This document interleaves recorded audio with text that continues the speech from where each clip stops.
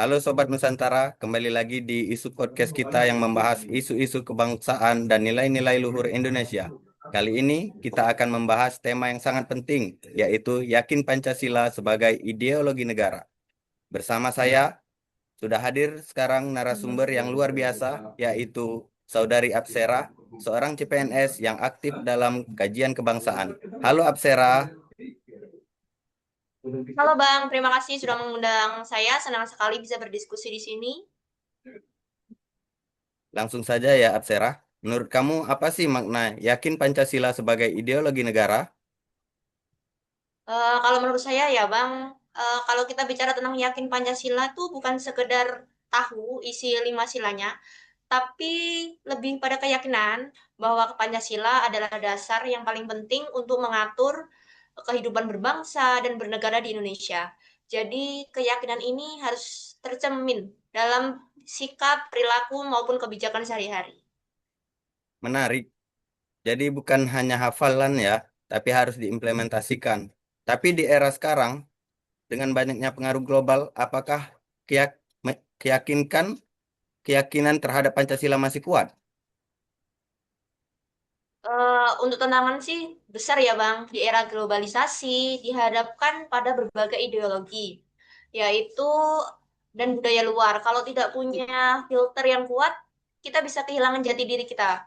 Disinilah pentingnya Pancasila sebagai pedoman, karena nilai-nilainya pun sebenarnya universal, seperti kemanusiaan, keadilan, dan persatuan. Berarti Pancasila itu fleksibel ya, bisa mengikuti perkembangan zaman.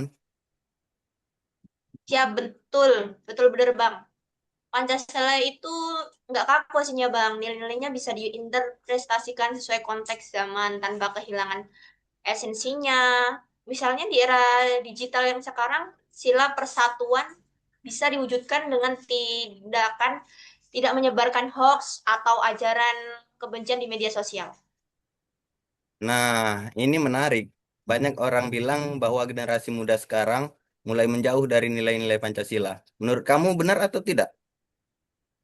Kalau menurut saya sih tidak sepenuhnya benar. Justru banyak anak muda yang peduli, hanya saja cara mereka mengekspresiasikan nilai-nilai itu berbeda, Bang.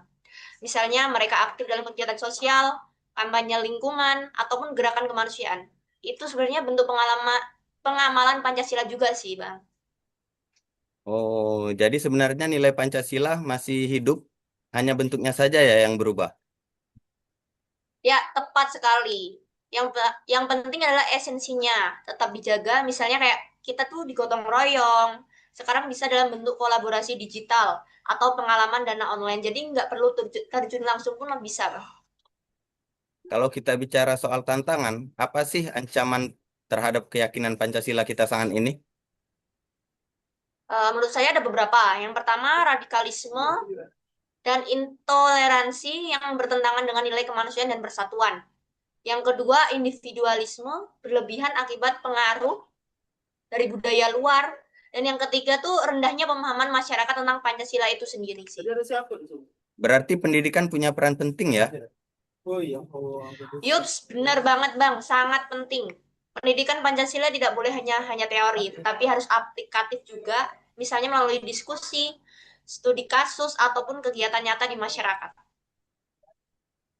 Kalau menurut kamu, bagaimana cara menumbuhkan kembali keyakinan terhadap Pancasila di kalangan masyarakat? Kalau menurut saya, yang pertama melalui keteladanan dari pemimpinan. Kalau pemimpinnya menjalankan nilai Pancasila, tentunya masyarakat akan mengikuti. Terus yang kedua, pendidikan yang relevan ataupun kontekstual. Ketiga, peran media dalam menyebarkan konteks positif tentang kebangsaan.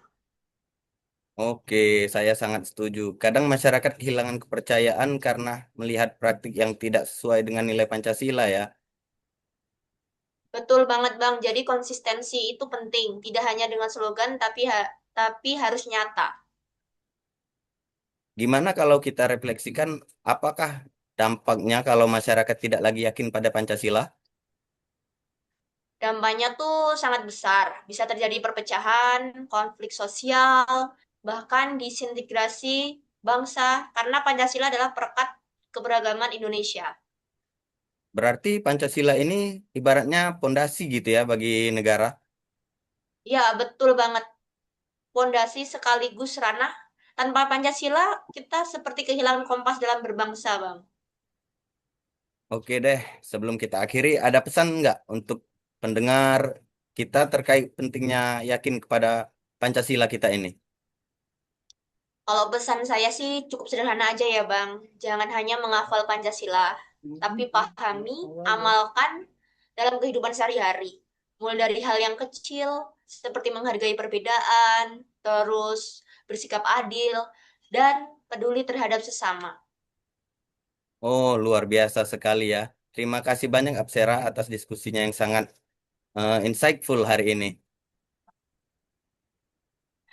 Siap, terima kasih kembali, Bang.